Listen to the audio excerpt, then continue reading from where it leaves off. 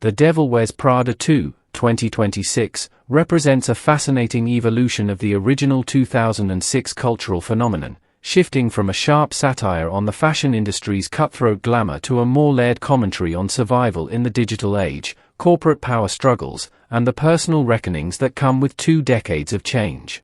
At its core, the key point you highlighted captures the film's central conflict: the collision between old-world editorial tyranny embodied by Miranda Priestly and the brutal realities of a fragmented, algorithm-driven media landscape. This tension drives the narrative, forcing characters like Andy Sachs and Miranda to confront how much has changed, and how much remains painfully the same. The story picks up 2 decades after Andy's dramatic exit from Runway magazine. In the first film, Andy was the wide-eyed assistant who sacrificed her principles for the job, only to walk away in her Jimmy Choos, choosing authenticity over ambition. Now, Andrea "Andy" Sachs has matured into a respected investigative reporter in New York City. She's no longer the clumsy girl in mismatched outfits, she's polished, principled, and embedded in the world of serious journalism. This setup immediately establishes character growth while underscoring irony. The woman who fled fashion's superficiality has built a career chasing truth, only for that world to come crashing back. The inciting incident is brutally modern. During an awards gala, likely one of those star-studded events where journalism honors itself, Andy's entire newsroom is laid off via mass text message. This moment is visceral and humiliating. Imagine the scene: chandeliers glittering, colleagues in cocktail attire toasting supposed success, phones buzzing simultaneously with corporate severance details. No face-to-face meetings, no dignity in the process. It's a stark illustration of how digital efficiency has stripped human connection from even the most intimate professional betrayals. Andy's professional identity, built on integrity and hard-won credibility, evaporates in seconds. This isn't just a job loss, it's a symbol of broader industry collapse. Traditional print and even digital news outlets struggle against declining ad revenue, social media fragmentation, and audience attention spans shortened by TikTok and Instagram Reels. Parallel to Andy's crisis runs Miranda Priestly's own professional reckoning. The legendary editor-in-chief of Runway, still played with icy precision by Meryl Streep, faces scrutiny for failing to properly vet a puff piece on a luxury brand exposed for using sweatshop labor. In the original film, Miranda was untouchable, her word law, her decisions shaping trends worldwide. Here, accountability has crept in. The fashion world, once insulated by glamour and exclusivity, now contends with ethical consumerism, social media call-outs, and activist scrutiny. Miranda's lapse isn't mere oversight, it reveals cracks in her once impenetrable empire. Runway, the Bible of high fashion, is hemorrhaging relevance. Enter Irv Ravitz, the pragmatic owner of Elias Clark, who makes a power move by hiring Andy as features editor, without consulting Miranda. This is delicious corporate intrigue. Miranda's annoyance is palpable. The assistant who once trembled before her now returns as an equal, or at least a direct report, imposed from above. It flips the power dynamic fundamentally. Andy represents fresh eyes, journalistic rigor, and perhaps a bridge to younger audiences, while Miranda clings to editorial standards that feel increasingly archaic. One of the film's richest elements is Miranda's portrayal as uncharacteristically listless. She's not defeated, but weary. The tyrannical behaviors persist: cutting remarks, impossible demands, but HR complaints and corporate policies have blunted her edge. This humanizes her without softening her essence. Viewers see the toll of decades at the top: the isolation, the constant adaptation required, the fear that her life's work might become irrelevant. Nigel, her steadfast right-hand man, Stanley Tucci delivering witty, knowing support, explains the harsh truth: nobody reads the print edition anymore. Runway has pivoted to online clickbait, short-form videos, influencer partnerships, and advertiser-friendly content just to stay afloat. This admission is heartbreaking for fans of the original. The magazine that defined aspiration through glossy pages and impossible standards now chases virality. The fashion industry itself has transformed. Prices have skyrocketed while quality and accessibility for middle-class consumers have plummeted. Luxury brands cater to ultra-high net worth individuals and emerging markets, leaving everyday fashion enthusiasts behind. Fast fashion's ethical horrors, sustainable alternatives, high costs, and the democratization, or dilution, of style via social media create fertile ground for conflict. Emily Charlton, Andy's former rival turned colleague, Emily Blunt, returning with sharper wit, now works at Dior as a key advertiser contact. Emily has evolved too, more empowered, perhaps more cynical. She leveraged the sweatshop controversy to secure a major feature for Dior, which Miranda reluctantly assigns to Andy. This assignment forces the two women back into orbit, reigniting old tensions while highlighting new ones. Their argument during the interview forms a pivotal scene, expanding the film's themes beautifully. Emily defends the industry's realities. High prices reflect innovation, craftsmanship, at least in theory, brand heritage, and the economics of exclusivity. She might point out how runway shows drive cultural conversations, how intellectual property in design fuels creativity, and how accusations of elitism ignore the aspirational nature of fashion. Andy, the journalist, counters with consumer advocacy. Pricing out the middle class creates a stratified society where style becomes another marker of inequality. She raises sweatshop, environmental damage from overproduction, the psychological toll of unattainable beauty standards amplified by filters and algorithms, and how cheaply made short-form content erodes substance. This confrontation isn't black and white. The film allows both perspectives nuance. Emily represents the insider's pragmatism. Fashion has always been exclusive, survival demands adaptation. Andy embodies the outsider's idealism, demanding accountability in an era of transparency. Their debate spills beyond personal history into societal critique. What happens when art, fashion, meets commerce in hyper-capitalist times? How do legacy institutions like Runway balance heritage with relevance? Director David Frankel and writer Aline Brosh McKenna, returning from the original, infuse these scenes with the snappy dialogue and visual flair that made the first film iconic. Manhattan and Milan locations provide breathtaking backdrops, Runway's offices updated with sleek modern touches yet retaining that intimidating white and glass aesthetic, Milan Fashion Week sequences showcasing the spectacle that still thrills despite the cynicism. Costume design, presumably by the original's Patricia Field or a worthy successor, continues to dazzle while subtly commenting on trends, sustainable fabrics, quiet luxury, algorithm-approved aesthetics. Supporting cast additions enrich the tapestry. Justin Theroux, Lucy Liu, and Kenneth Branagh bring new dynamics, perhaps as corporate players, rival editors, or personal connections. Andy's personal life gets exploration, relationships strained by career demands, reflections on the choices made 20 years prior. Miranda's vulnerabilities surface in quieter moments, interactions with family, doubts about legacy, subtle acknowledgments of Andy's growth. The film's comedy-drama balance shines in office politics. Andy navigating Miranda's lingering imperiousness while injecting ethical journalism creates hilarious friction. Nigel provides comic relief and wisdom, commenting on the absurdity of chasing likes and shares. Emily's arc offers biting one-liners about surviving the industry. Thematically, The Devil Wears Prada 2 interrogates media evolution.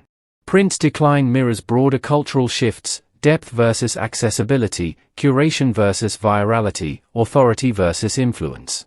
Runway's struggles reflect real-world challenges faced by Vogue, Harper's Bazaar, and others, pivot or perish. Corporate threats from Elias Clark highlight how profit motives can hollow out creative institutions. Yet the film retains heart. It's not a cynical takedown but a hopeful one. Andy and Miranda's uneasy alliance suggests that blending old excellence with new adaptability might forge something stronger. Personal growth themes resonate, Andy reconciling her past compromises, Miranda learning humility without losing vision, Emily finding balance between ambition and ethics. Visually and tonally, the sequel honors the original while updating it. And Hathaway brings mature depth to Andy, confident yet still empathetic. Streep's Miranda remains magnetic, her delivery layering subtle exhaustion beneath the steel. Blunt and Tucci elevate every scene. By the plot point described, the stage is set for larger conflicts, saving Runway from obsolescence, navigating advertiser influence, ethical dilemmas in features, and personal reckonings. The $100 million budget supports lavish production values, fashion montages, high-stakes meetings, international locales, while the $445 million gross, fifth highest of 2026, proves audiences still crave these characters. In expanded form, this key sequence encapsulates the sequel's brilliance. It uses familiar faces to explore unfamiliar territory. 2 decades later, the devil still wears Prada, but the world around her has smartphones, cancel culture, data analytics, and shifting power structures. Andy's return forces Miranda to confront modernity not as an enemy but a necessary evolution. Their collaboration, fraught with history and clashing worldviews, drives dramatic tension and comedic gold. The sweatshop puff piece scandal acts as a catalyst, exposing hypocrisies. Fashion's glamour often masks exploitation, media's role in perpetuating or challenging that is under scrutiny. Assigning Andy the Dior piece creates personal-professional entanglement, revisiting old wounds with Emily while proving her value to Miranda and Irv. Their argument scene deserves particular expansion. Picture the setting, perhaps a sleek Dior showroom or a bustling Milan cafe. Emily, impeccably styled, defends pricing strategies by citing R&D costs, marketing, global supply chains, and the reality that luxury subsidize creativity. She might reference how accessible fast fashion exists but lacks the magic. Andy pushes back with data on wage gaps, carbon footprints, and how influencer culture distorts value. Their exchange crackles with history, references to Paris Fashion Week traumas, the cerulean sweater monologue echoed in new contexts, mutual respect earned through survival. This isn't mere nostalgia bait. It asks profound questions. In 2026, what does fashion mean when everyone is a content creator? How does a magazine like Runway maintain authority amid democratized voices? Can tyrannical leadership adapt to inclusive workplaces? The film suggests tentative yeses, through compromise, renewed purpose, and recognition that substance and style need not be enemies. Character arcs interweave masterfully. Andy's journalistic instincts clash with fashion's promotional demands, testing her integrity anew. Miranda learns that blunted imperiousness might enable stronger teams. Nigel bridges generations. Emily embodies the industry's internal evolution. Broader context enriches appreciation. The original film's cultural impact, popularizing cerulean, making Prada a household name, launching careers, looms large. The sequel acknowledges changed times, post-pandemic work culture, social media's dominance, Gen Z's values around authenticity and ethics. Yet universal truths persist, ambition's cost, mentorship's complexity, finding one's voice. In roughly 2,000 words, this exploration clocks in around that. The key point reveals The Devil Wears Prada 2 as more than a cash grab sequel. It's a thoughtful meditation on adaptation, relevance, and resilience. Andy helping Miranda navigate corporate threats and media shifts promises reconciliation, growth, and perhaps a new definition of success, one balancing glamour with conscience, exclusivity with accessibility, tradition with innovation.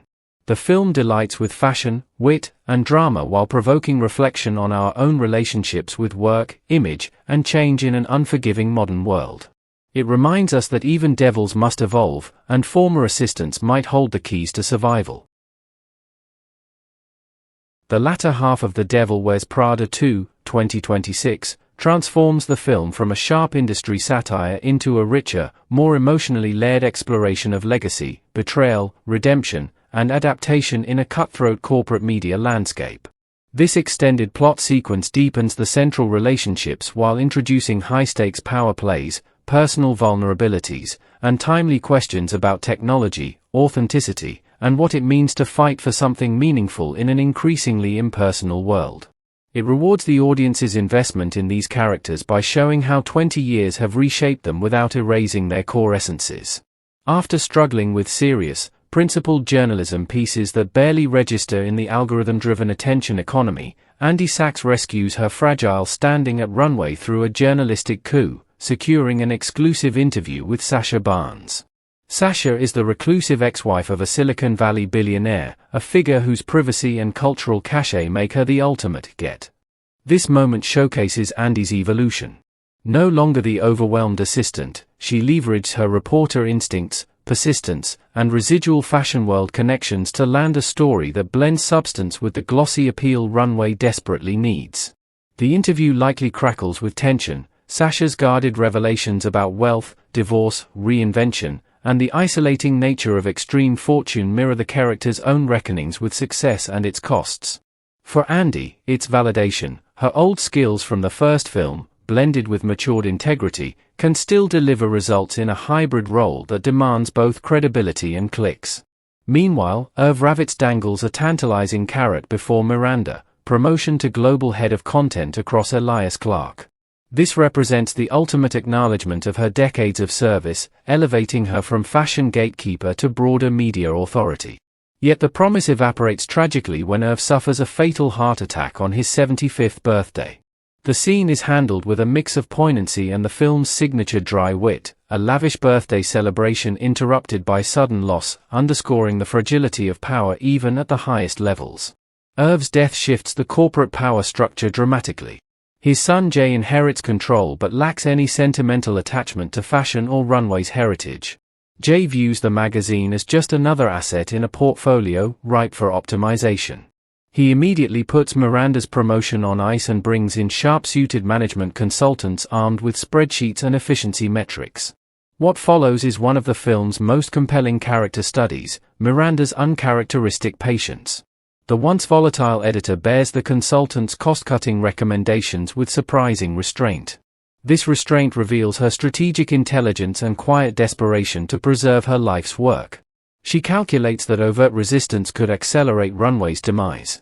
Streep's performance here layers subtle exhaustion, calculating glances, and micro-expressions of disdain, showing a woman who has learned, painfully, when to bend. It humanizes Miranda without diminishing her legend status. On the personal front, Andy's relationship with her new boyfriend Peter begins to fracture. Peter works as an apartment renovator, a grounded, hands-on profession far removed from the high-gloss chaos of Runway. In a moment of stress about her own job security, Andy unintentionally insults his career, implying it lacks the prestige or intellectual weight of her world. The scene stings with realism. It echoes the original film's theme of how ambition and immersion in elite circles can erode personal connections. Andy's fretful comment reveals her lingering insecurity and the way Runway's environment, even in diluted form, pulls her back into old patterns of valuing status. Their subsequent cooling off forces Andy to confront whether she's repeating the same sacrifices that defined her youth. In this vulnerability, Andy entertains a lucrative offer from a publisher to write a tell-all book about her experiences with Miranda. The contract promises financial security and the chance to finally tell her unfiltered truth. Yet she is deeply conflicted. The book would betray the fragile trust she's rebuilding with Miranda, while also commodifying her own painful growth. This internal struggle adds moral complexity. Andy wrestles with the ethics of exposure in an era where personal narratives are currency. It also sets up delicious dramatic irony for later revelations. The narrative pivots to the opulent chaos of Milan Fashion Week, where Nigel orchestrates what might be his swan-song gala, headlined by a show-stopping performance from Lady Gaga. This sequence delivers pure cinematic spectacle, sweeping runway shots, celebrity cameos, intricate costumes blending archival glamour with contemporary edge, and the electric buzz of an industry still capable of manufacturing magic. Nigel's event carries melancholy undertones. He senses the ground shifting beneath legacy figures like himself. As Miranda's steadfast ally, his gala represents one last defiant celebration of creativity amid spreadsheets and AI anxieties. It is here that Andy hatches an ambitious plan to save Runway by orchestrating a buyout from a wealthy patron. That patron turns out to be Benji, Sacha Barnes' ex-husband and, surprisingly, Emily Charlton's current boyfriend. The revelation injects fresh relational tension. Emily, once Andy's rival and now a Dior executive with sharper edges and clearer ambitions, sees an opportunity for reinvention. When Andy and Emily present the plan to Miranda, the scene explodes. Miranda is furious, correctly deducing that Emily intends to take over Runway and push her out. Emily concedes the point with Blunt's trademark biting honesty. In a raw confrontation, Miranda admits she previously pushed Emily out of fashion journalism because she believed Emily lacked true creative vision. This admission is devastating and cathartic. It exposes Miranda's long history of ruthless gatekeeping, even toward talented protégés, while revealing Emily's lingering resentment and hunger for control. Miranda attempts to accept the potential loss with grace, an unfamiliar posture, but grows alarmed during conversations with Benji. His vision for Runway's future is coldly technocratic, heavily AI-driven content generation, algorithmic personalization, data-optimized trends. For Miranda, whose identity is rooted in taste, instinct, and imperious authority, this represents an existential threat. The devil, who once dictated trends, now faces obsolescence through silicon and code. This thread introduces timely commentary on artificial intelligence's encroachment into creative industries, questioning whether fashion and media can retain soul when optimized for efficiency. Refusing to let Benji and Emily dismantle her empire, Miranda pivots masterfully. She directs Andy to secure a competing buyer. Andy, drawing on her fresh connection with Sasha, convinces the reclusive heiress to acquire not merely Runway but the entire Elias Clark conglomerate. Jay, pragmatic and detached, accepts Sasha's offer, scuttling the deal with Benji. The corporate maneuvering is thrilling: tense boardroom calls, private jets, whispered negotiations amid Milan's fashion frenzy, yet grounded in character motivations. In a graceful act of amends, Miranda acknowledges how much she has taken Nigel for granted over the years. She yields the gala's prestigious keynote speech to him, allowing herself and Andy to slip away and finalize the deal with Sasha. Nigel's speech becomes a highlight, blending humor, nostalgia, and quiet defiance. Sasha ultimately delivers on the promise Irv could not, installing Miranda as global head of content. As the Runway team returns to New York, the emotional payoffs cascade. Miranda privately admits to Andy that her idealism, refusing to fully surrender principles even while working within the system, ultimately inspired Miranda to fight back rather than accept decline. In a stunning moment of vulnerability and trust, Miranda reveals she knows about the Tell-All book project and actively encourages Andy to write it. She insists on including the negative aspects of her life and leadership, demonstrating rare self-awareness and a willingness to be remembered honestly rather than mythologized. This exchange represents profound character growth for Miranda, from tyrannical isolation to a more reflective, almost mentor-like stance. Andy reconciles with Peter, recognizing the value in his grounded perspective and committing to better balance. She also reaches a tentative understanding with a defeated Emily, who has ended her relationship with Benji. Their conversation closes a long arc of rivalry, respect, and mutual survival in a brutal industry. In a heartfelt revelation, Nigel discloses that he was the one who quietly prompted Irv to rehire Andy originally, affirming his long-standing belief in her potential and his role as a subtle guardian angel within the chaos. The film closes its major arc on a note of renewed energy. Miranda grants Andy a significantly nicer office, symbolic recognition of her contributions, and returns to her duties with a revitalized, familiar imperiousness. The devil is back, but perhaps wiser, more strategic, and slightly more humane. Runway survives, transformed yet intact, under new ownership that, presumably, balances Sasha's resources with Miranda's vision. This sequence masterfully balances spectacle, corporate intrigue, and intimate drama. It explores themes of inheritance versus merit, the clash between human creativity and technological disruption, the complexities of female ambition and mentorship, and the redemptive power of honesty. Andy's journey from reluctant participant to active savior illustrates how idealism tempered by experience can effect change. Miranda's arc, from threatened icon to renewed leader, shows that even the most rigid personalities can evolve when faced with obsolescence. Emily's arc adds nuance to themes of exclusion and revenge, while Nigel's quiet loyalty provides emotional warmth. Visually and tonally, these developments shine. Milan's golden hour fashion montages contrast with stark New York boardrooms. Lady Gaga's performance injects pop culture energy. The script smartly echoes the original film's iconic moments. The cerulean monologue finds spiritual successors in discussions of AI aesthetics. The "everybody wants to be us" ethos is tested against modern democratization. At roughly 2 decades removed from the first film, The Devil Wears Prada 2 uses this plot to ask whether institutions and individuals can adapt without losing their soul. The answer is cautiously optimistic. Survival requires alliances across old divides, willingness to confront uncomfortable truths, and a blend of ruthless pragmatism with principled fight. Andy's tell-all remains unwritten by the end, or perhaps transformed into something more thoughtful, mirroring the film's own balanced portrait. Miranda's renewed imperiousness suggests that some devils are worth preserving, if they've learned to wield power with a touch more wisdom. The emotional core lies in reconciliation without erasure of past wounds. Characters don't become saints, they become more self-aware versions of themselves. In an era of rapid disruption, the film suggests that relationships, professional and personal, anchored in mutual respect, however hard-won, offer the best path forward. Andy helps save Runway not through pure idealism but through savvy networking and growth. Miranda retains her throne by listening, adapting, and occasionally yielding the spotlight. This extended key point elevates the sequel beyond nostalgia. It delivers satisfying closure to long-simmering dynamics while leaving room for future evolution.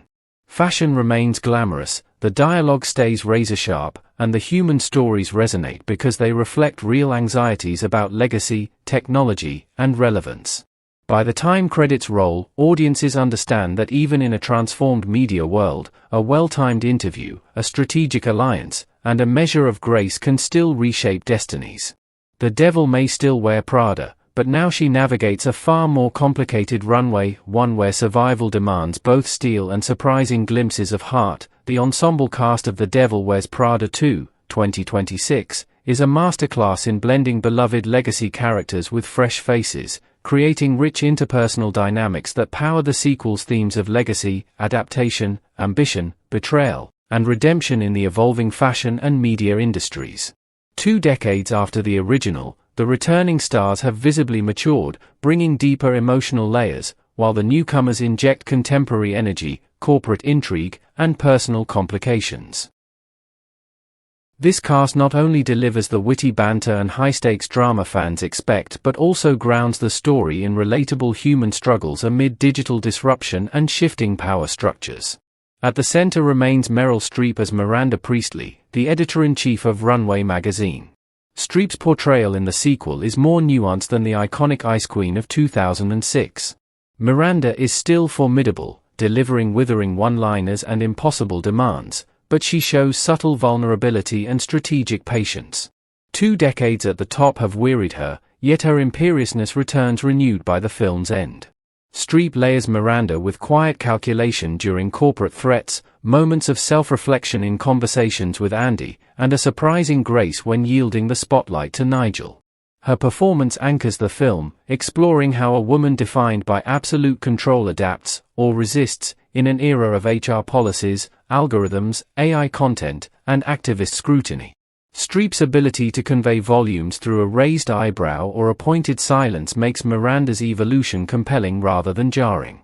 And Hathaway returns as Andrea "Andy" Sachs, now a respected journalist who becomes Runway's features editor.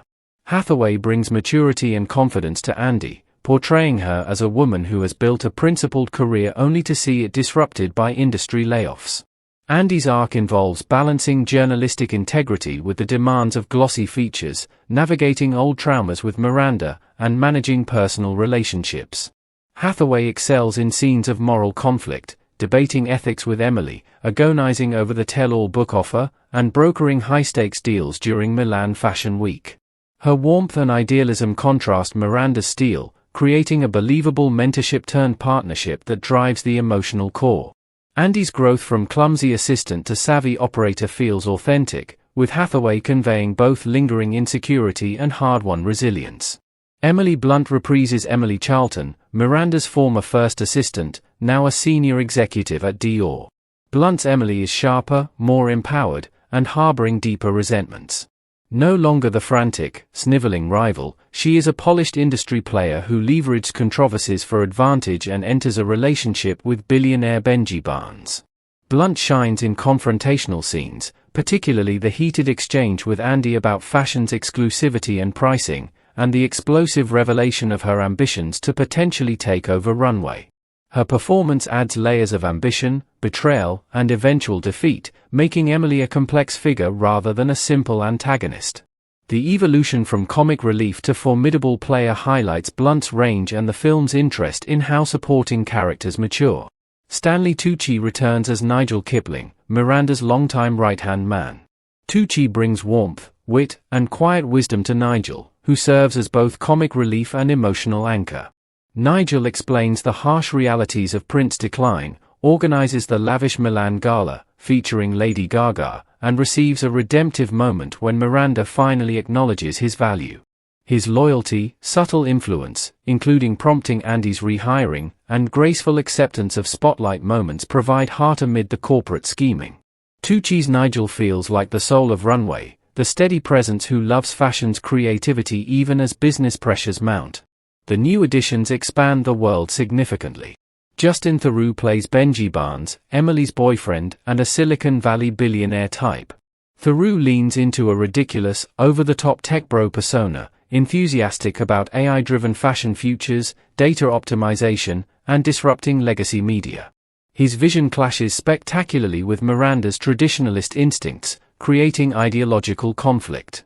Benji's wealth makes him a potential buyer for Runway, adding romantic and corporate entanglement. Theroux reportedly enjoyed playing the silly character, bringing humor and a touch of menace to the role of a man who sees human curation as outdated. Lucy Liu portrays Sasha Barnes, Benji's reclusive ex-wife.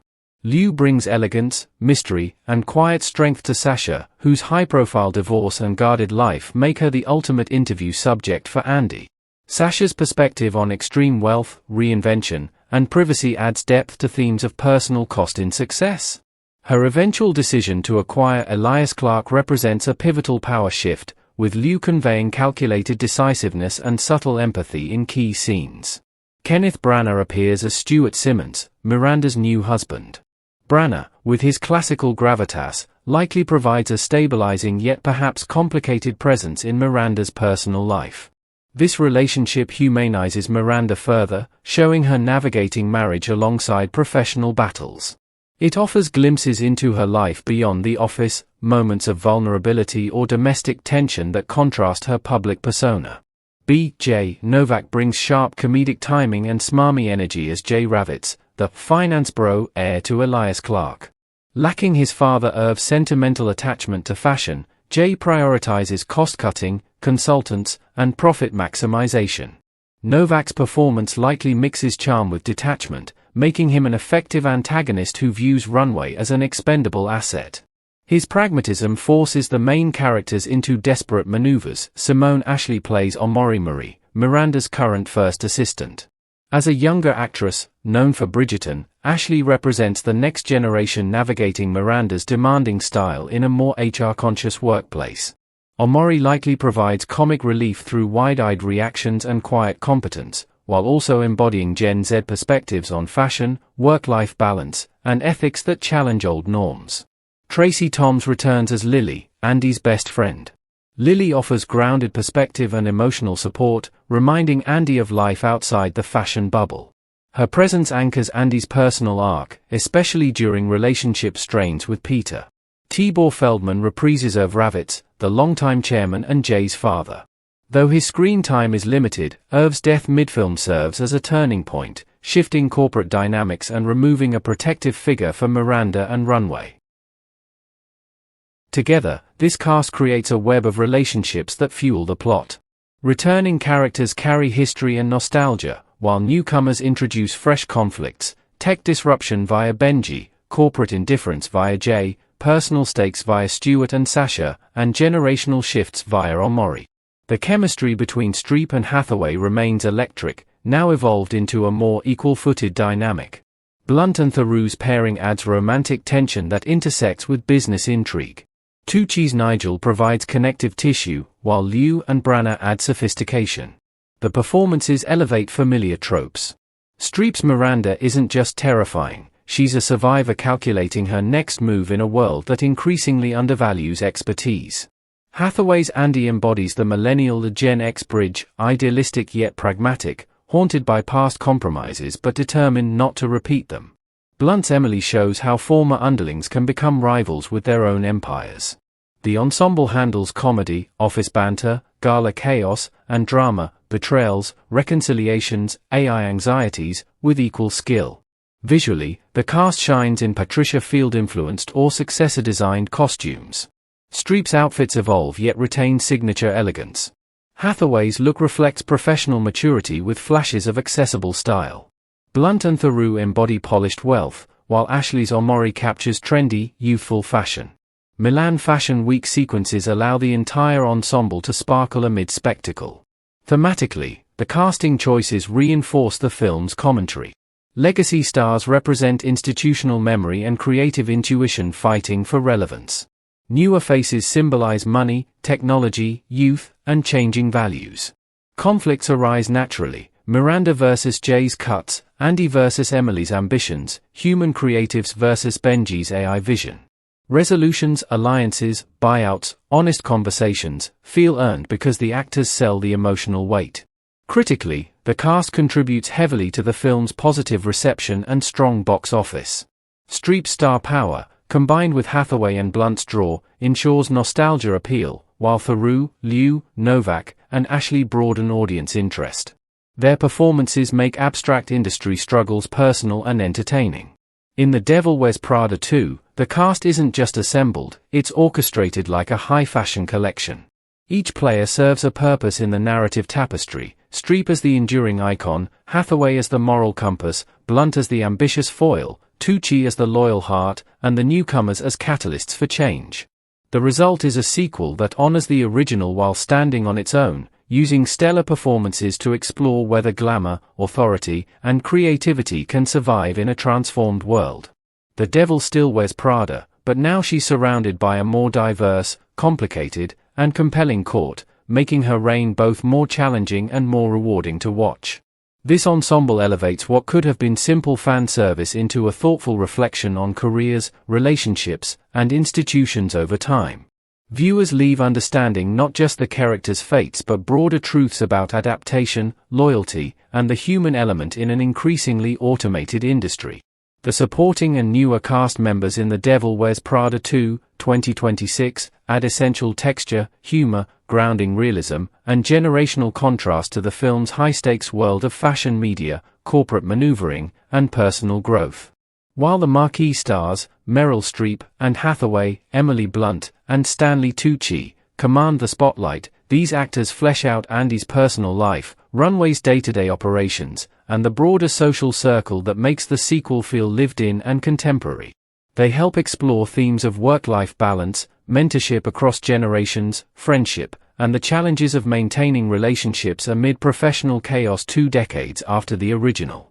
Patrick Bramall as Peter, Andy's love interest, stands out as one of the most discussed new additions, albeit often controversially. Bramall, the Australian actor known for charming rom-com work like Colin from Accounts, portrays Peter as a skilled, down-to-earth apartment renovator and high-end contractor in New York City. In the story, Andy meets Peter while exploring better housing options after her newsroom layoff. Their relationship begins with easy chemistry, shared laughs over apartment quirks, Peter's steady presence offering a refreshing contrast to the frantic fashion world. However, tension arises when a stressed Andy unintentionally insults his blue-collar adjacent profession during a moment of anxiety about her own job security at Runway. She implies, in a fretful rant, that renovation work lacks the prestige or intellectual depth of her media career. This misstep highlights Andy's lingering class and status blind spots, even after 20 years of growth. Peter's character serves multiple narrative purposes. He represents the normal world outside the bubble of Runway and Elias Clark. His grounded perspective challenges Andy to examine whether she has truly escaped the seductive toxicity of high fashion ambition that defined her youth. Their reconciliation toward the film's end, after Andy reflects on her priorities during the Milan Fashion Week chaos and corporate buyout drama, feels earned, though some critics found the subplot somewhat forced or underwritten compared to the glossy professional intrigue. Bramall brings likable warmth, quiet masculinity, and subtle humor to Peter, making him a supportive partner rather than a dramatic obstacle. His performance underscores the film's message that sustainable relationships require mutual respect across different walks of life. Scenes of domestic normalcy, cooking together, discussing Andy's ethical dilemmas over the tell-all book, provide breathing room amid the couture and boardroom battles. Caleb Heron as Charlie, Miranda's current second assistant, injects contemporary comedic energy into the Runway offices. Heron, a rising comedian and actor, plays Charlie as a young, stylish, quick-witted Gen Z, or young millennial, professional navigating Miranda's demanding environment with a mix of awe, dry sarcasm, and survival instincts. In an era of HR oversight and blunted tyrannical behavior, Charlie often finds himself in the crosshairs of Miranda's lingering imperiousness while also dealing with the magazine's pivot to clickbait and short-form content. His scenes frequently provide levity, eye-roll reactions caught in reflections, whispered asides with other assistants, or frantic attempts to adapt old-school runway protocols to modern tools like Slack and AI content suggestions. Charlie represents the next generation of fashion insiders, ambitious yet boundary-aware, meme-savvy, and subtly influential in shaping office culture. His dynamic with Miranda highlights how leadership styles must evolve, while his interactions with Andy offer an outsider's fresh perspective on the legend of Miranda Priestly. Helen J. Shan as Jin Chow, Andy's assistant, brings competence, quiet ambition, and cultural nuance to the feature's desk. Jin serves as Andy's right hand in the chaotic transition from serious journalism to glossy runway features. Shan portrays her as efficient, tech-fluent, and ethically minded, often gently reminding Andy of deadlines, suggesting story angles that balance substance with virality, and handling the logistical nightmares of coordinating with advertisers like Dior via Emily. Jin's presence allows exploration of mentorship from the other side. Andy, once the overwhelmed assistant, now guides a capable young woman through the industry.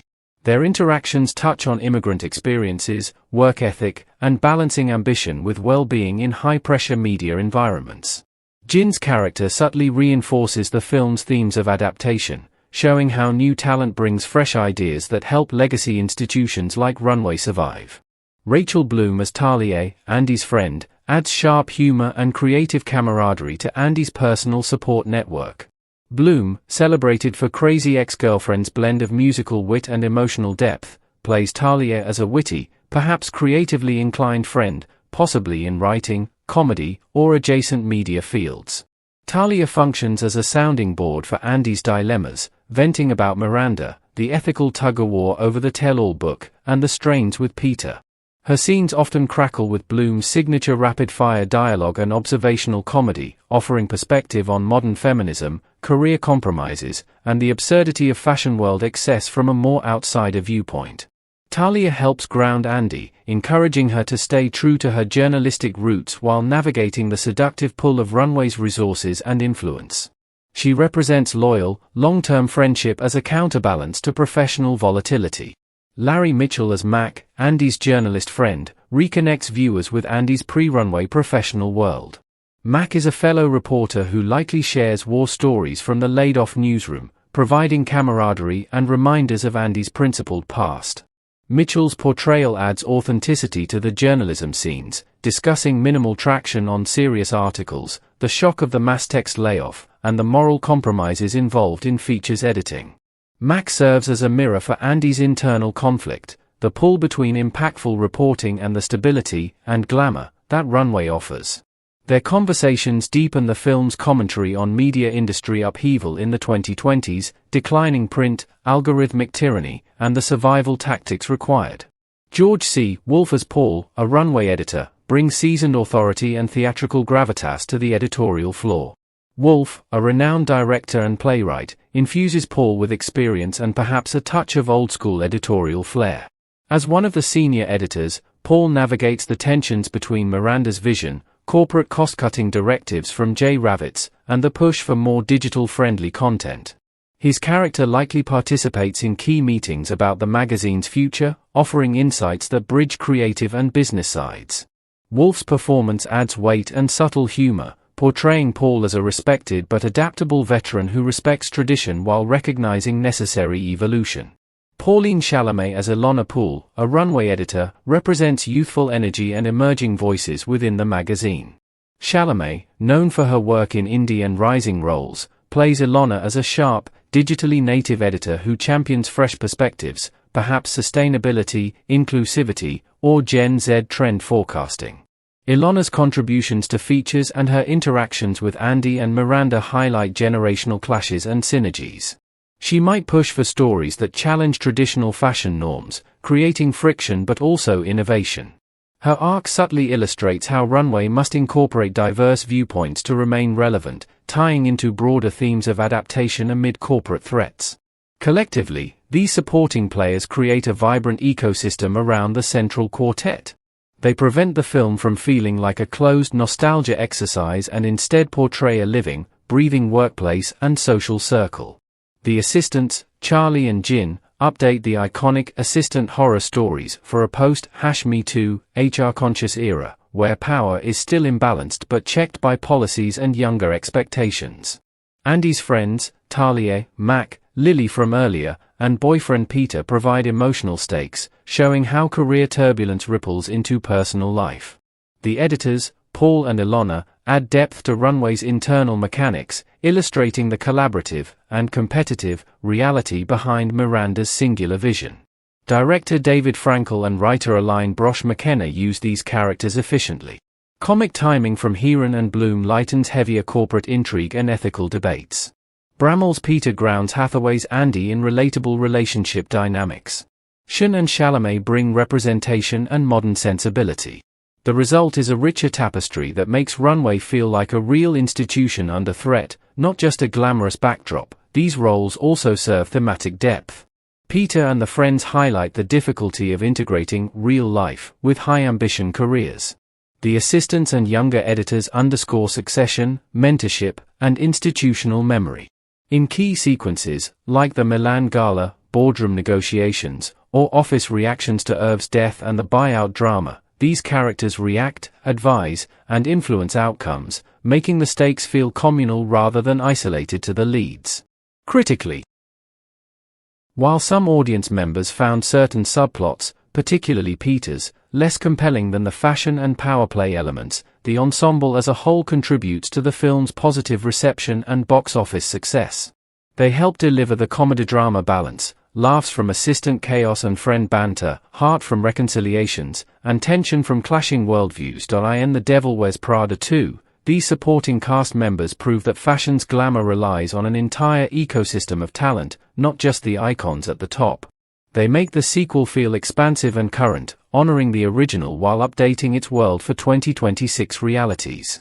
From Peter's steadying influence to the assistants' eye-rolling resilience and editors' creative input, they enrich every runway stride and boardroom decision, reminding viewers that behind every devil is a team of people keeping the magazine and its legends alive. The celebrity cameos in The Devil Wears Prada 2, 2026, represent one of the sequel's smartest and most crowd-pleasing strategies, elevating an already glamorous production into a full-blown love letter to the fashion media celebrity.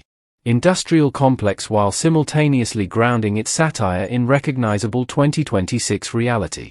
By weaving real-world icons into the fabric of the story, particularly during the high-stakes Milan Fashion Week sequences, the film blurs the line between fiction and the actual ecosystem it portrays.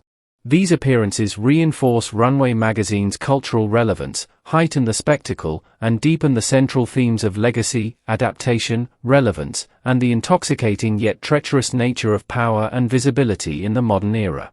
Leading the charge is Lady Gaga, who appears as a heightened, fictionalized version of herself with a meaningful history with Miranda Priestly. Gaga's involvement is far from a throwaway red carpet moment. She headlines what may be Nigel's last grand runway gala in Milan, delivering a show-stopping performance that serves as both emotional and visual centerpiece. In the story, Gaga and Miranda share a backstory rooted in the late 2000s and 2010s when Miranda championed Gaga's bold, theatrical approach to fashion and persona during her meteoric rise.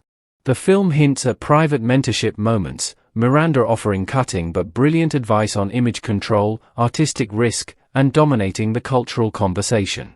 By 2026, Gaga is portrayed as an evolved superstar, still outrageous and boundary-pushing but also wiser, more business-savvy, and selective about her alliances. Their on-screen reunion crackles with layered tension and affection.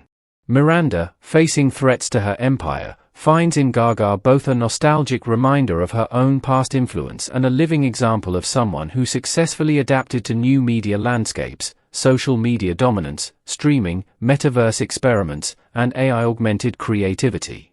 Gaga scenes mix reverence for Miranda's old-world authority with gentle teasing about the need to evolve.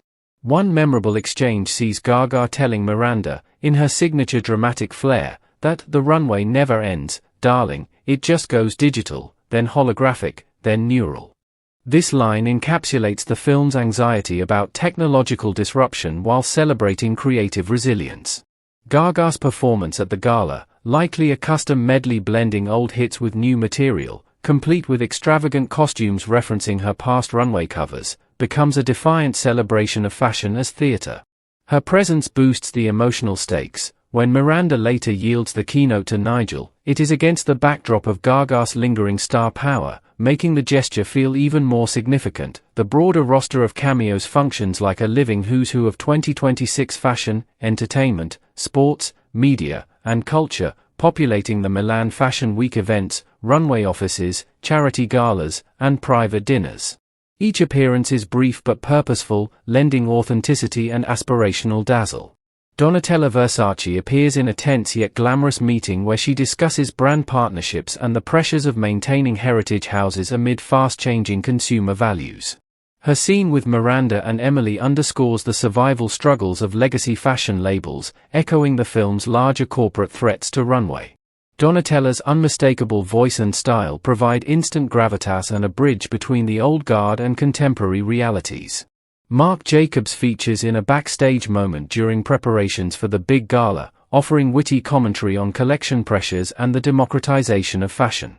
His interaction with Andy highlights her journalistic instincts as she probes the tension between artistic integrity and commercial demands, reinforcing Andy's role as the bridge between ideals and industry. Kira brings musical and performative energy, perhaps performing or appearing as a presenter at the gala. Her elegance and star power add another layer of contemporary glamour, while her conversation with the Runway team touches on cross-industry influence, how musicians shape trends and vice versa. Callum Harper, a rising fashion and social media personality, represents the new guard of digital native influencers who command massive audiences. His cameo illustrates the uneasy alliance between traditional print power, Miranda, and algorithm-driven visibility, creating humorous friction as he explains metrics and engagement rates that feel alien to the older editorial staff. Ashley Graham appears as a champion of body positivity and inclusivity, participating in a panel or photo shoot featured in Andy's revived features section. Her presence allows the film to engage thoughtfully with how the fashion industry has, imperfectly, evolved on representation since the original movie, giving Andy material to push Runway toward more progressive yet commercially viable content. Amelia de Moldenberg, of Chicken Shop Date fame, delivers sharp, deadpan humor in a mock interview segment or red carpet exchange. Her dry wit contrasts beautifully with Miranda's imperiousness, generating some of the film's biggest laughs while commenting on the shift toward irreverent, personality-driven media. Heidi Klum, Winnie Harlow, and other supermodel and personality cameos populate the front rows and after parties, lending visual splendor and reminding audiences of Runway's enduring role as the ultimate arbiter of who's in. Karl Anthony Towns brings unexpected sports world crossover appeal. His appearance, perhaps as a stylish athlete attending the events with his partner, highlights how fashion has expanded its tent in the 2020s and 2030s, appealing to diverse demographics and global markets. It subtly nods to the business realities of broadening Runway's audience beyond traditional readers. Jon Batiste contributes musical sophistication, possibly performing a more intimate piece that contrasts with Gaga's bombast, showing the breadth of artistic talent orbiting the fashion world. Law Roach, the renowned celebrity stylist, appears in a fitting or advisory scene, representing the powerful behind-the-scenes forces that shape modern celebrity images. His interaction with Miranda and Nigel acknowledges the collaborative, and sometimes combative, nature of creating iconic looks. Jenna Bush Hager adds a media and cultural influencer dimension, perhaps moderating a conversation or appearing at a related event. Her presence bridges fashion with broader lifestyle and literary worlds. Naomi Campbell delivers iconic supermodel energy, commanding any room she enters. Her cameo reinforces the continuity of fashion's legendary figures and provides powerful visual moments that echo the original film's runway glamour. Kara Swisher, the veteran tech journalist, appears in a pointed scene discussing Silicon Valley's encroachment on media and fashion, perfectly setting up tensions with Benji Barnes' AI-driven vision. Her no-nonsense style creates electric friction with Miranda's traditionalist approach. Rory McIlroy, the golf superstar, rounds out the eclectic mix, showing how luxury fashion courts high-profile athletes and global personalities to stay culturally salient. These cameos are not random fan service. Director David Frankel and writer Aline Brosh McKenna integrate them with precision. During the Milan Fashion Week Gala and surrounding events, the camera glides through crowds where real icons mingle with fictional characters, creating a seamless, intoxicating atmosphere. This technique makes Runway's world feel undeniably real and influential. When Andy brokers deals or Miranda navigates threats, the presence of these figures raises the stakes. Losing Runway would mean losing access to this rarefied circle. Thematically, the cameos enrich several core ideas. They illustrate the democratization and simultaneous concentration of cultural power. While anyone can post on social media, being validated by Runway and these icons still carries weight. They embody adaptation. Legacy stars like Versace, Jacobs, Campbell, and Clum have survived multiple industry shifts, mirroring Miranda's struggle. Newer or crossover figures like Harper, Graham, and Towns show expansion into new demographics and platforms. The tech angle via Swisher directly confronts the AI anxieties introduced by Benji. For Andy, these interactions provide rich journalistic material and personal growth moments. Interviewing or observing these personalities helps her reconcile her idealism with the undeniable magic of curated glamour. For Miranda, they validate her taste-making legacy while pressuring her to evolve. Nigel's gala feels monumental because it assembles this constellation of stars, making his keynote moment even more poignant. Visually, the cameos are pure eye candy. Costume changes, runway walks, gala entrances, and candid backstage moments are shot with lush, dynamic cinematography that rivals actual Fashion Week broadcasts. The film smartly avoids overexposure. Most appearances are brief, impactful, and serve the story rather than halting it for celebrity worship. Critically and commercially, this strategy paid dividends.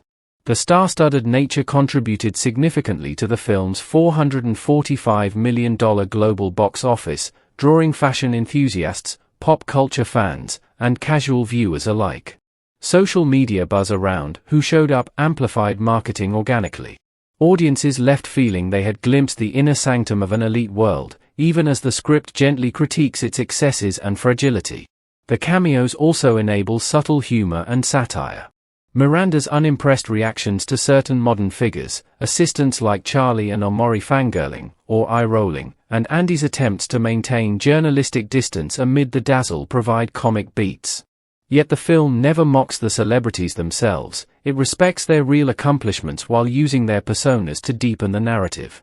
In the broader context of the sequel, these appearances help The Devil Wears Prada 2 feel both nostalgic and forward-looking. They remind viewers why the original resonated: glamour, ambition, larger-than-life personalities, while updating the fantasy for an age of influencers, athlete fashion collabs, tech disruption, and greater, if imperfect, diversity. Lady Gaga's prominent role ties everything together, a bridge between eras, a symbol of bold evolution, and a dazzling performer who makes the emotional climax of the Milan sequence unforgettable. Ultimately, the celebrity ensemble transforms what could have been a standard sequel into an event film. It celebrates the seductive power of fashion and fame while questioning its sustainability in a fractured media age. Through these carefully chosen appearances, the movie argues that institutions like Runway matter because they convene talent, creativity, and influence, even as they must fight to redefine that role. The devil still wears Prada, but in 2026 she walks the runway surrounded by a living pantheon of stars who prove that style, spectacle, and substance can still command attention when orchestrated with vision and a touch of imperious brilliance. These cameos don't just decorate the film, they animate its central argument. In a world of endless content, curated excellence and genuine star power still cut through. From Gaga's triumphant performance to the constellation of icons lending their presence, the ensemble elevates every scene they touch, making The Devil Wears Prada 2 a true celebration of the industry it lovingly critiques. The development and production journey of The Devil Wears Prada 2, 2026, is a compelling story of Hollywood persistence, shifting industry priorities, creative reluctance overcome by the right material, and the massive financial commitment required to revive a beloved cultural touchstone 2 decades later. This behind-the-scenes saga explains why the sequel took nearly 20 years to materialize, how it ultimately came together, and what it reveals about the challenges of legacy filmmaking in contemporary Hollywood. In 2013, author Lauren Weisberger published Revenge Wears Prada, The Devil Returns, a literary sequel to her 2003 debut novel. The book caught up with Andy Sachs roughly a decade after her dramatic exit from Runway, now working as an editor at a bridal magazine, navigating marriage, pregnancy, and another fateful run-in with Miranda Priestly. While the novel offered fans more of the witty, fashion-filled escapism they loved, it did not translate directly into a film project. Hollywood showed little immediate interest in adapting it, partly because the 2006 movie had already taken significant creative liberties with the source material, streamlining the story, amplifying the fashion spectacle, and crafting an iconic ending that felt satisfying and conclusive. The film had become a phenomenon in its own right, grossing over $326 million worldwide on a modest budget and embedding itself in pop culture through quotable lines, unforgettable costumes, and its sharp satire of ambition and workplace toxicity. For years, a cinematic sequel seemed improbable due to the key cast's hesitation.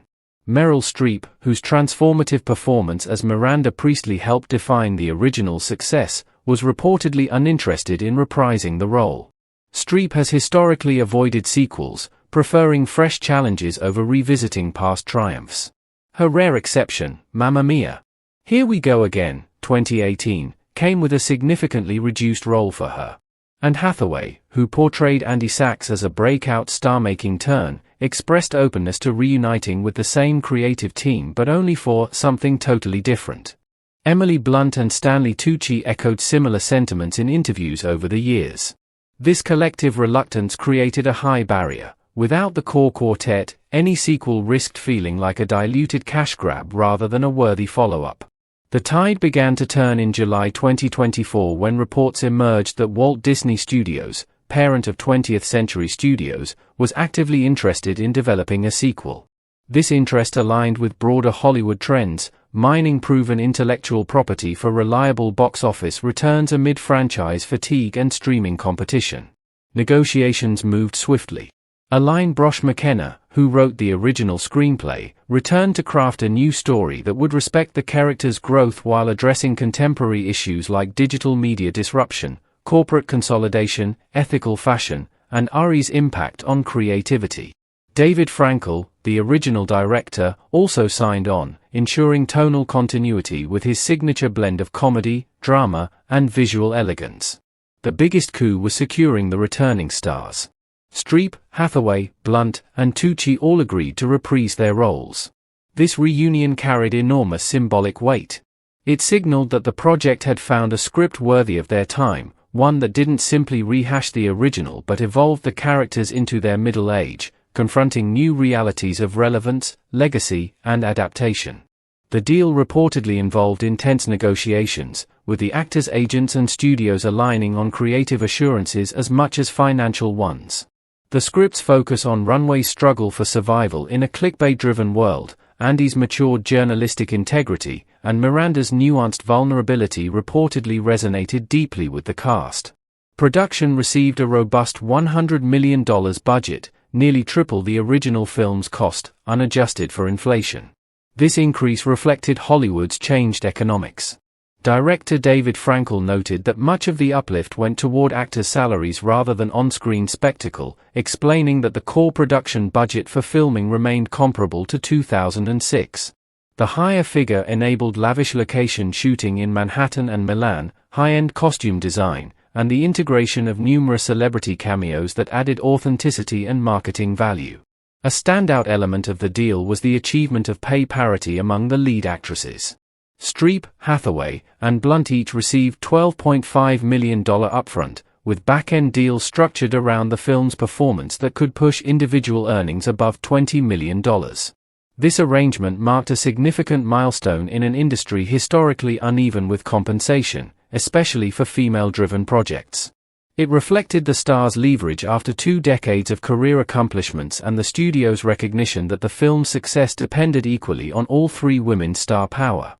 Stanley Tucci's return further strengthened the ensemble, providing continuity and beloved comic wisdom as Nigel. The green light and casting announcements generated massive excitement. Fans who had grown up with the original, many now in their 30s and 40s with careers and families of their own, saw the sequel as both nostalgic comfort and timely commentary. The two-decade gap allowed the story to explore natural character progression, Andy as a respected but recently laid-off journalist, Miranda facing corporate threats and a changing media landscape, Emily as a Dior executive, and Nigel as the steady institutional memory. This temporal distance prevented the film from feeling like a retread and instead positioned it as a thoughtful legacy sequel. Principal photography ran from June to October 2025, primarily in Manhattan, recreating Runway's iconic offices with updated yet familiar aesthetics, and Milan, capitalizing on Fashion Week energy for gala and runway sequences. Additional filming in Newark, New Jersey, likely handled logistical or interior needs. The production maintained tight security to preserve surprises, especially regarding cameos and plot twists like the corporate buyout drama and AI anxieties. The long development period ultimately benefited the project. In the years since 2006, the fashion and media industries had undergone seismic shifts that provided rich material. The decline of print, the rise of social media influencers, ethical controversies around supply chains, algorithmic content creation, and generational clashes in the workplace. McKenna's screenplay cleverly wove these elements into personal stories, Andy's moral conflicts, Miranda's strategic patience, and the ensemble's evolving relationships, making the sequel feel organic rather than obligatory. Challenges during development included balancing fan expectations with fresh storytelling. The team avoided directly adapting Weisberger's 2013 novel, opting instead for an original narrative that honored the film's spirit. This decision allowed greater freedom to update dynamics, e.g., introducing new romantic and corporate characters, while preserving core tensions between ambition, ethics, and glamour. The pay parity and high salaries also sparked broader industry conversations about compensating talent in tentpole films, especially women-led comedies, drama hybrids that often get undervalued compared to superhero fare. The fact that three actresses of their caliber achieved such terms demonstrated the enduring commercial power of smart, character-driven storytelling. By the time cameras rolled, the project had evolved from a long-shot rumor into a carefully calibrated event film. The $100 million investment reflected confidence in its global appeal, fashion enthusiasts, original fans, and new audiences drawn by the star power. Marketing leaned heavily on nostalgia, updated cerulean sweater references, iconic lines echoed in new contexts, while teasing contemporary relevance. The development saga itself mirrors the film's themes. Just as characters fight to preserve Runway's soul amid corporate pressures, the filmmakers navigated Hollywood's own profit-driven landscape to create something meaningful. The initial reluctance of Streep and Hathaway echoes Miranda and Andy's own hesitations about change and returning to old worlds. Their eventual commitment, secured through persistent vision and strong writing, parallels the on-screen alliances and buyouts that saved the magazine. This production history also highlights evolving gender dynamics in Hollywood. A project centered on complex, powerful women, both on-screen and behind the scenes, securing major budgets and equitable pay in 2024 to 2025 represents progress from the mid-2000s. It proves that stories about ambition, mentorship, and institutional survival still resonate when executed with intelligence and style. Ultimately, the journey from 2013's literary sequel to the 2026 film underscores patience and timing in entertainment. What might have been a quick cash-in became a more reflective, visually sumptuous, and thematically richer experience precisely because it waited for the right moment. When its stars were ready, the cultural conversation had matured, and audiences craved both escapism and insight. The result is a sequel that honors its predecessor while carving its own identity, proving that some devils are worth waiting for, and that with the right team, resources, and creative passion, legacy projects can not only survive but thrive in new eras. The expanded budget enabled the kind of spectacle, Milan galas with Lady Gaga, star-studded events, meticulously designed wardrobes, that makes Runway feel alive and aspirational even as the story critiques its vulnerabilities. Actors' salaries, while substantial, were investments in chemistry and star wattage that no CGI or newcomer could replicate. The parity deal, in particular, stands as a quiet victory woven into the fabric of a movie about women navigating power. From initial reluctance to triumphant green light, the making of The Devil Wears Prada 2 is a meta-narrative of persistence mirroring its characters' fights for relevance.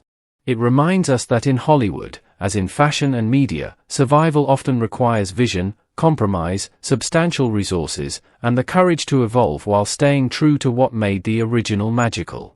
The film that emerged in 2026 justifies every year of waiting, delivering glamour, heart, wit, and commentary in equal measure. The principal photography period for The Devil Wears Prada 2, 2026, stands as one of the most vibrant, highly publicized, and logistically ambitious shoots of 2025, transforming the long-awaited sequel from script pages into a living, breathing cinematic event.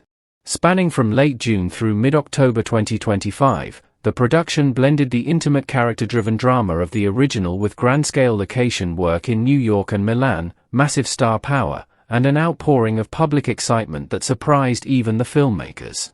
Under David Frankel's returning direction, the shoot captured both the glossy fantasy of high fashion and the grounded emotional stakes of characters confronting middle-age realities, digital disruption, and legacy preservation.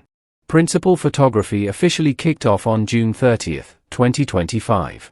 Kenneth Branagh's addition to the cast as Stuart Simmons, Miranda Priestly's new husband, was announced around the same time, signaling the production's intent to deepen Miranda's personal life beyond the office. This early commitment set a tone of purposeful expansion. The sequel would not merely revisit Runway magazine but embed its iconic characters in richer personal and corporate worlds. July brought a wave of exciting casting news that energized fans worldwide. Confirmations arrived that Tracy Toms and Tibor Feldman would reprise their roles as Lily and Irv Ravitz, providing crucial emotional continuity and corporate context. New additions rounded out the ensemble beautifully: Simone Ashley as Miranda's current first assistant Omori Marie, Lucy Liu as Sasha Barnes, Justin Theroux as Benji Barnes, B.J. Novak as Jay Ravitz, Pauline Chalamet as editor Ilona Poole, Rachel Bloom as Andy's friend Talia, and Patrick Bramwell as Andy's love interest Peter. These announcements painted a clear picture of a film balancing nostalgia with fresh dynamics, generational clashes in the office, new romantic tensions for Andy, corporate intrigue through the Ravitz family, and high society complications via the Barnes couple. The streets of Manhattan soon became a real-life stage. During the week of July 21, 2025, paparazzi and fans spotted Meryl Streep and Hathaway and Stanley Tucci filming key scenes. These sightings offered tantalizing glimpses: Streep gliding through updated runway offices with her signature imperious posture, now tempered by subtle weariness; Hathaway as a more confident yet still morally anchored Andy navigating features desk duties; Tucci's Nigel offering quiet wisdom amid chaos. A week later, Emily Blunt was finally spotted, sparking joy among fans who had waited years for the full quartet's reunion. The chemistry appeared intact yet evolved, deeper, more layered, reflective of 2 decades past. On August 5, Bramwell and Hathaway were photographed filming together, likely early scenes establishing Andy and Peter's relationship. Their interaction suggested a warm but tested romance, with Peter's grounded renovator energy contrasting Andy's high-pressure media world. Just 2 days later, on August 7, Sydney Sweeney was seen on set with Blunt, fueling speculation about a glamorous cameo that would ultimately be cut from the final film. These summer sightings turned ordinary New York locations into temporary tourist attractions, reigniting the cultural phenomenon status the original film had enjoyed. Production ventured beyond Manhattan on September 10 for an important airport scene at Newark Liberty International Airport in New Jersey. Such sequences often serve pivotal transitional moments, perhaps Andy traveling to Milan, characters reflecting during journeys, or high-stakes arrivals tied to the corporate buyout drama. Filming at a real airport added logistical complexity but lent authenticity to the globe-trotting nature of fashion media. The production's European leg became especially iconic. On September 27, Tucci and Streep were filmed attending Dolce & Gabbana's Milan Fashion Week show, seamlessly blending real-world glamour with the movie's narrative. This moment captured the essence of Runway's world, characters moving through actual temples of fashion while the story explores threats to that very relevance. Full Milan filming ran from October 6 to 18, encompassing the lavish gala sequences, street scenes, and interiors that would showcase the film's heightened visual ambition. These weeks delivered some of the movie's most spectacular footage, sweeping fashion montages, tense negotiations amid runway chaos, and Nigel's potentially final grand event headlined by Lady Gaga. In October, Donatella Versace was spotted filming her cameo, adding another layer of authentic luxury house credibility. Lady Gaga's involvement was officially announced around the same time, generating enormous buzz for her prominent, history-laden role opposite Miranda. Simone Ashley wrapped her scenes on October 17, and the entire production officially concluded on October 20, a tight, focused schedule that maximized efficiency despite the star-heavy cast and international locations. Post-wrap announcements continued into November, revealing Caleb Heron as Charlie, Miranda's second assistant, Helen J. Shan as Jin Chow, Andy's assistant, Conrad Ricamora, and influencer Callum Harper. These later additions filled out the supporting ecosystem, ensuring Runway felt like a fully populated, living institution rather than a star vehicle.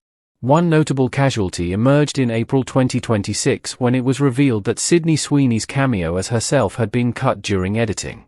While disappointing for fans, such decisions are common in polished final cuts, likely to maintain pacing or better serve the central ensemble's arcs. What truly distinguished this production from the 2006 original was the intense public interest. Unlike the relatively quiet first shoot, 2025 filming frequently drew enthusiastic crowds. Production designer Jess Gonchor, returning from the original, described the scene at the American Museum of Natural History, standing in once again for the Met Gala, as a mob scene. Fortunately, the script called for a crowd, so the onlookers enhanced rather than hindered the shot. In the meatpacking district, fans gathered to watch Anne Hathaway film Andy boarding the Hampton Jitney. Gonchor recalled the summer heat and the surreal, Beatles-like adoration. It was pretty special to see people embracing the movie like that. It never disrupted the filming, but it did make everyone feel like the Beatles. This fan energy reflected the original film's enduring cultural power. Many in the crowds were millennials and Gen Z viewers who had discovered the 2006 movie through streaming, turning it into a comfort watch and style Bible. Their excitement validated the sequel's relevance and added organic marketing value. Not all attention was welcome, however. Overzealous paparazzi created genuine disruptions. During one scene featuring Hathaway and Tucci, photographers reportedly fought among themselves, breaking the actors' concentration and forcing them to step out of character. Such incidents highlight the double-edged sword of high-profile shoots. Massive visibility generates buzz but can compromise the focused, intimate performances needed for comedy-drama balance. The production's challenges extended beyond crowds. Coordinating schedules for A-list stars with busy careers required precision.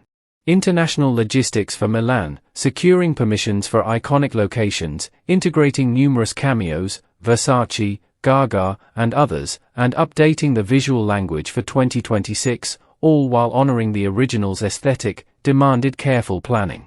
The $100 million budget helped smooth these hurdles, allowing for high-quality costumes, practical locations, and enough shooting days to capture nuanced performances. Frankel's direction emphasized continuity with evolution. Manhattan scenes retained the sleek, intimidating runway offices but incorporated modern touches, more screens, collaborative spaces reflecting post-pandemic work culture, and subtle signs of cost-cutting pressures. Milan sequences exploded with color, movement, and music, contrasting the boardroom tensions back home. The airport and travel scenes added emotional breathing room, letting characters process betrayals, alliances, and personal reckonings. The shoot's timeline aligned perfectly with the story's needs. Summer Manhattan filming captured Andy's early struggles and office dynamics. Fall Milan work delivered the glamorous peak before the corporate resolution.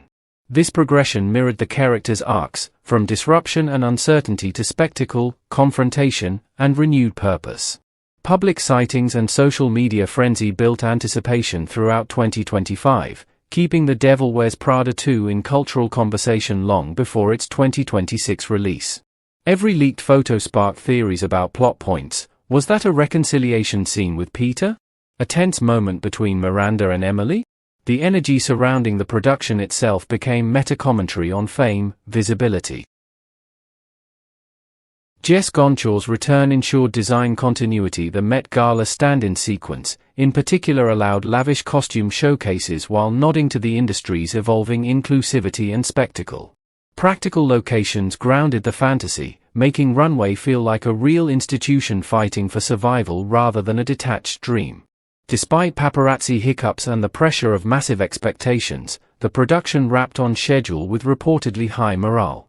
The cast's visible commitment, Streep's precision, Hathaway's warmth, Blunt's edge, Tucci's charm, translated into authentic on-screen chemistry. Newcomers integrated seamlessly, bringing fresh energy that kept scenes dynamic. In many ways, the filming period embodied the movie's spirit. Just as Andy and Miranda fight to save Runway through alliances and adaptation, the production navigated real-world obstacles, crowds, paparazzi, logistics, scheduling, to create something special. The public embrace echoed the film's exploration of cultural relevance. 2 decades later, these characters and this world still commanded attention. The principal photography of The Devil Wears Prada 2 was more than a movie shoot, it was a cultural happening. From quiet Manhattan office scenes to star-studded Milan nights, from fan mobs at the museum to tense airport logistics, it captured the glamour, chaos, heart, and hustle required to bring legacy stories into the present. The resulting film benefited enormously from this energy, visible in every polished frame, witty exchange, and emotional payoff. What began as a tentative reunion project became, through dedicated months of filming, a confident, visually stunning sequel worthy of the original's iconic status. The Devil didn't just return, she arrived with an entire glamorous, determined, and very public entourage, ready to conquer a new era. The production design and location choices in The Devil Wears Prada 2, 2026, represent a significant evolution from the 2006 original, elevating the sequel's visual storytelling while deepening its thematic exploration of legacy, transformation, relevance, and the tension between intimate power dynamics and broader institutional forces. Returning production designer Jess Gonchor, who helped define the sleek, intimidating aesthetic of the first film, faced the challenge of updating that world for 2026 without losing its iconic DNA. His work results in a richer, more expansive cinematic universe that feels both nostalgically familiar and strikingly contemporary. The Runway magazine offices were once again constructed as practical sets at Kaufman Astoria Studios in Queens. However, this time they were dramatically scaled up, 8 times larger than the original sets. Gonchor explained that the expanded space allowed the production to tell a more comprehensive visual story. In the first film, the offices suggested a hive of activity focused tightly around Miranda's realm and the assistant's bullpen. In the sequel, the design opens everything up.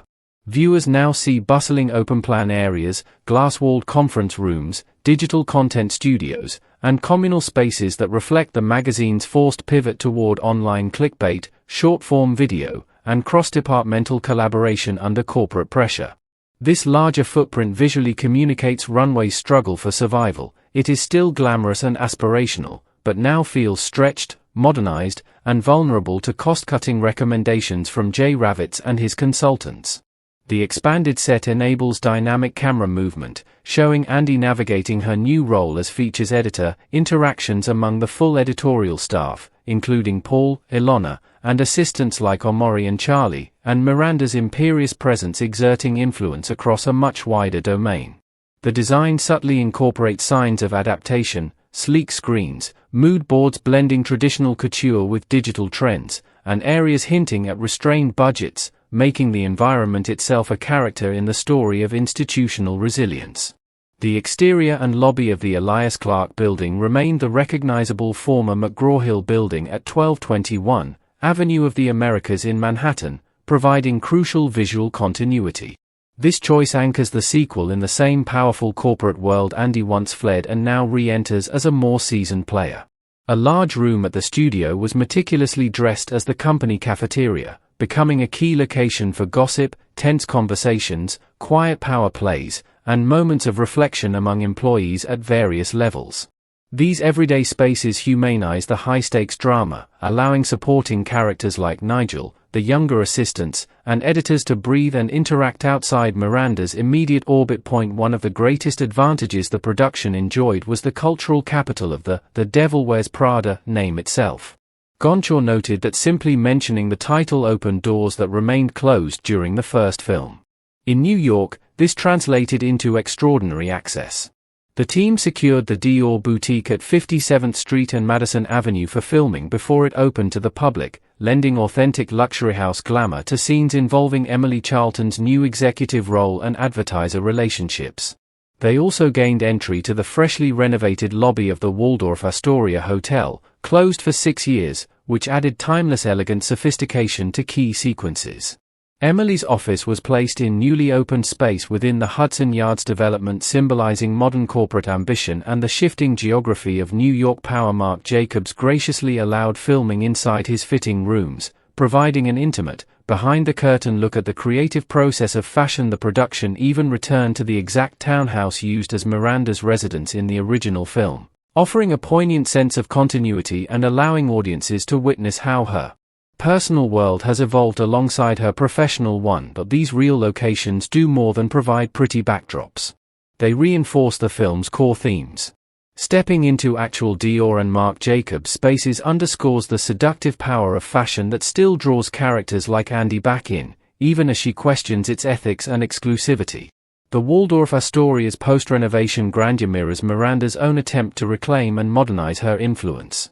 Hudson Yards represents the shiny, forward-looking corporate future that threatens Runway's more traditional soul. By grounding so much of the New York material in tangible, prestigious real-world sites, Gonchor and director David Frankel make the stakes feel immediate and authentic rather than purely fantastical. The Milan and Italian portion of the production embraced an even more ambitious blend of location shooting and carefully constructed sets. While Manhattan's Woolworth Mansion stood in for Milan hotel room interiors, providing grand, old-world European elegance on a New York schedule, many exterior and key scenes were captured on location across Italy. The cast stayed at the Palazzo Parigi and Grand Spa Milano, whose exterior and lobby were also used for filming. This created a seamless, immersive experience for the actors. Stanley Tucci and Justin Theroux reportedly enjoyed martinis in the bar between takes, blurring the line between work and the lavish lifestyle their characters inhabited. A major logistical triumph involved Lady Gaga's prominent gala sequence. It was originally planned for the iconic Piazza del Duomo but was relocated to the more controllable Accademia di Brera. The move was primarily to maintain secrecy around Gaga's involvement and prevent crowds from disrupting the elaborate performance and surrounding scenes. The decision paid off, resulting in one of the film's most visually spectacular and emotionally charged moments.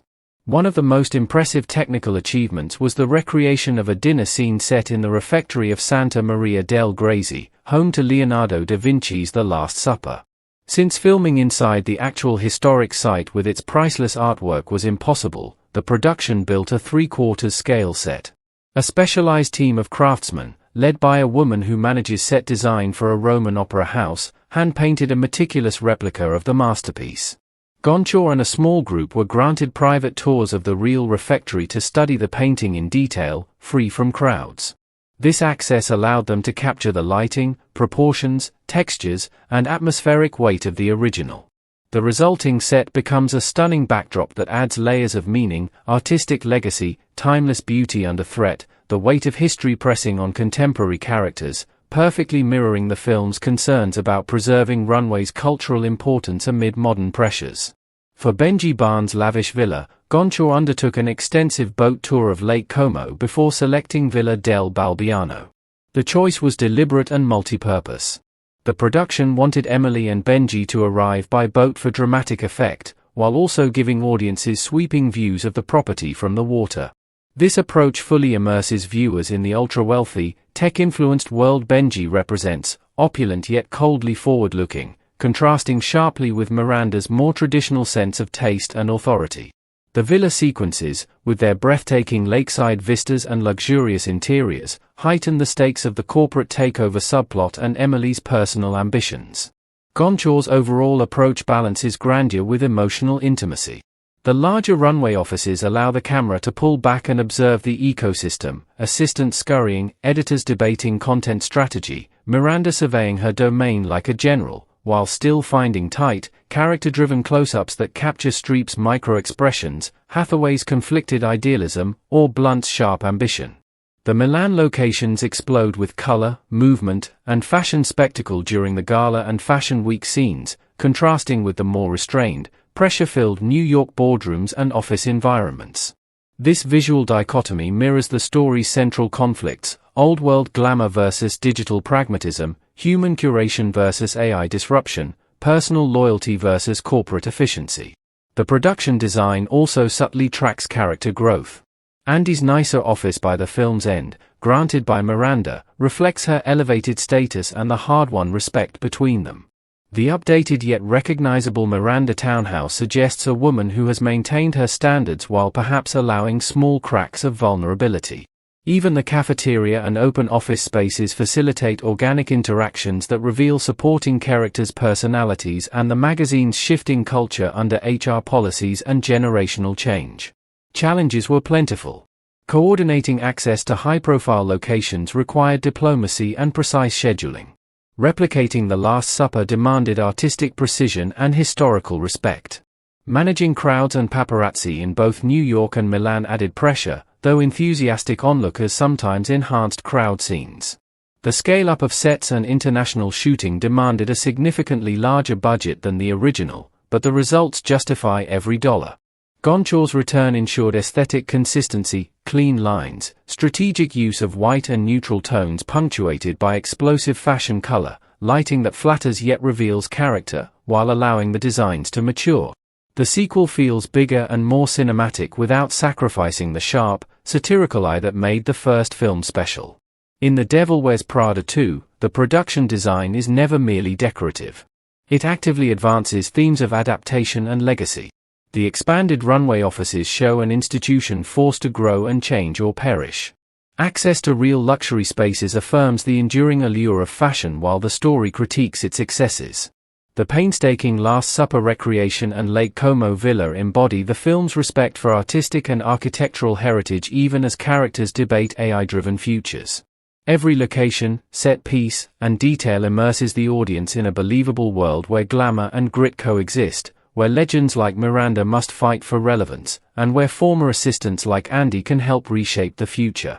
The care invested in these environments pays enormous dividends in audience immersion. Viewers don't just watch characters navigate corporate threats and personal reckonings, they feel the weight of the glass towers, the magic of Milan nights, the quiet power of historic rooms, and the seductive pull of beautiful spaces. This tangible, richly detailed world makes the emotional payoffs, Miranda's renewed imperiousness, Andy's reconciliation, the survival of Runway, feel earned and resonant. Ultimately, Jess Gonchor and his team delivered production design. From the vast Kaufman Astoria sets to the sun-drenched shores of Lake Como, from hand-painted masterpieces to reopened historic lobbies, the visual landscape of The Devil Wears Prada 2 is a triumph of craft, access, creativity, and storytelling ambition. It proves that in both filmmaking and fashion, true excellence lies in respecting the past while boldly expanding for the future. The sets and locations don't just support the narrative, they enrich it, making the 2026 sequel a worthy, visually unforgettable successor that stands tall on its own runway. The soundtrack of The Devil Wears Prada 2, 2026, serves as a vibrant, multifaceted sonic companion that elevates the film's themes of legacy, transformation, ambition, resilience, and the clash between tradition and modernity in the fashion media world. Building on the original film's memorable use of upbeat pop and stylish needle drops, the sequel's music feels more ambitious and integrated, functioning almost as a character in its own right. It bridges the glamorous spectacle of Milan Fashion Week with the quieter emotional reckonings in New York boardrooms, while capturing the high-stakes energy of corporate survival and personal reinvention. At its heart are two standout original songs featuring Lady Gaga, plus a meticulously crafted score by Theodore Shapiro that ties everything together with sophistication and emotional depth. The second official trailer for the film generated massive excitement when it previewed Runway, an original collaboration between Lady Gaga and rising star Doki. Released as a single on April 9, 2026, just weeks before the movie's theatrical debut, the track quickly became a cultural phenomenon. Performed in a sleek, infectious house pop style, Runway perfectly encapsulates the film's blend of high fashion fantasy and contemporary edge. The song's pulsating bass line, shimmering synths, and driving beat evoke the relentless rhythm of a fashion show, while its lyrics cleverly play on double meanings, strutting down the metaphorical runway of life, career, and cultural relevance while navigating obstacles, critics, and reinvention. Gaga's unmistakable vocal delivery, alternating between powerful belts and breathy, intimate verses, pairs dynamically with Dokiai's sharp, rhythmic flow and youthful swagger. The track opens with Gaga intoning lines about walking tall when the lights go dim, a clear nod to Miranda Priestly's unyielding presence even as corporate threats loom. Dokiai then jumps in with verses that feel like Andy Sachs's perspective, embracing chaos, claiming space, and turning past sacrifices into future armor. The chorus explodes into an anthemic declaration, "This is my runway, watch me own it," that became an instant TikTok and Instagram Reels favorite, with users recreating fashion walks and career milestone montages. The house pop production, complete with pulsing drops and elegant string flourishes, mirrors the film's visual language, glossy yet substantial, glamorous yet grounded in real struggle. In the movie itself, Runway plays during the climactic Milan Fashion Week gala sequence that Nigel orchestrates. As the event reaches its emotional peak, models strutting, celebrities mingling, and the cast navigating betrayals and alliances, the song underscores the spectacle while adding emotional weight. When Lady Gaga's fictionalized self takes the stage for her performance, the track serves as both a literal showstopper and a thematic anthem for the characters fighting to preserve Runway magazine's soul. The song's energy transforms what could have been a simple fashion montage into a triumphant celebration of creativity, survival, and bold self-expression. Audiences leave the theater humming it, feeling the rush of empowerment that fashion, at its best, can provide. Beyond the trailer and gala, Runway receives several subtle placements throughout the film. A shortened version pulses during a high-energy montage of Andy researching Sacha Barnes and brokering deals. Instrumental sections appear in scenes where characters walk through bustling runway offices or Milan streets, reinforcing the idea that everyone is perpetually performing, adapting, and moving forward on their own professional runways. The collaboration between Gaga and Dokiai also smartly bridges generations, Gaga representing established icon status, much like Miranda, and Dokiai embodying fresh, disruptive talent, echoing Andy, Omori, and the younger staff. This mirrors the film's central tension between legacy and innovation. Lady Gaga contributes a second original piece titled Shape of a Woman. Performed live within the film during a more intimate moment at the Milan Gala or a private dinner scene, this song showcases a different side of Gaga's artistry. Where Runway is extroverted and club-ready, Shape of a Woman is more introspective, sensual, and empowering.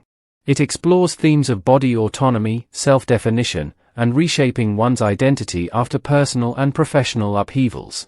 Gaga's performance is reportedly mesmerizing, delivered with vulnerability and strength that resonates deeply with Miranda's arc of quiet weariness giving way to renewed purpose, as well as Andy's struggles balancing ambition with authentic relationships.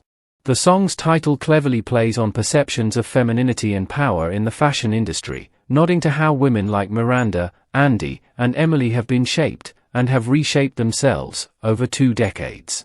Musically, it blends piano-driven ballad elements with electronic flourishes and a swelling orchestral climax, allowing Gaga to showcase vocal range while fitting the film's elegant tone. In context, Shape of a Woman plays during a pivotal emotional exchange, perhaps between Miranda and Andy or Emily and Benji, adding layers of subtext about transformation, acceptance, and claiming one's form in a world that constantly tries to dictate it. The track stands as one of the film's most memorable musical highlights, earning praise for its emotional honesty amid the surrounding glamour. Complementing these pop moments is Theodore Shapiro's original score. The composer, known for his versatile work across comedy, drama, and genre films, delivers a 20-track, 39-minute scores-only album that provides the film's emotional and rhythmic backbone. Shapiro's music is sophisticated and witty, echoing the sharp dialogue and visual elegance while adding unspoken depth to character moments. The score masterfully blends orchestral grandeur with modern electronic textures. Sweeping strings and elegant piano motifs represent Runway's classic heritage and Miranda's imperious authority. These are frequently juxtaposed with pulsing synths, glitchy beats, and minimalist percussion that reflect the intrusion of digital media, algorithms, and corporate efficiency experts. In office scenes, the music often carries a subtle tension, light, busy motifs that convey controlled chaos, with occasional dissonant undertones hinting at the threats from Jay Ravitz and Benji's AI vision. During Milan sequences, Shapiro's score explodes into lush, romantic territory.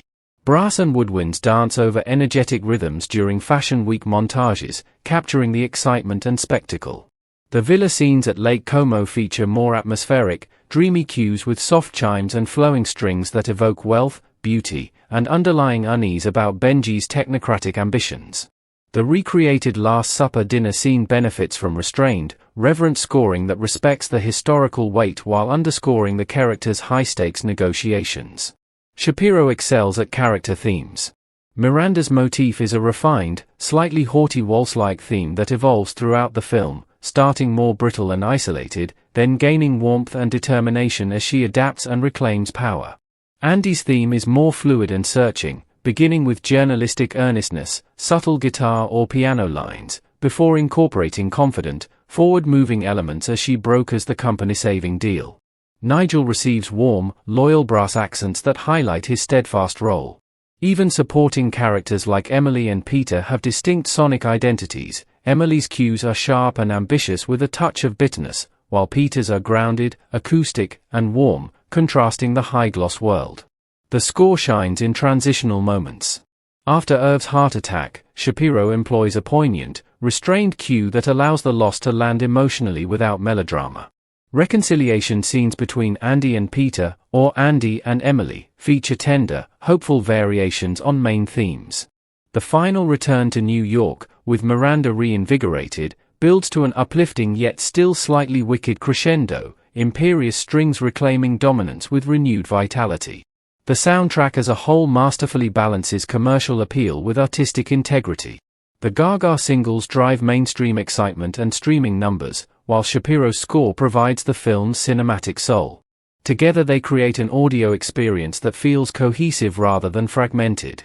Music supervisors carefully selected additional needle drops, presumably including contemporary and classic tracks, to fill out the world, upbeat tracks during photo shoots, elegant jazz in restaurant scenes, and tense electronic pulses during boardroom confrontations. Culturally, the soundtrack amplified the film's success.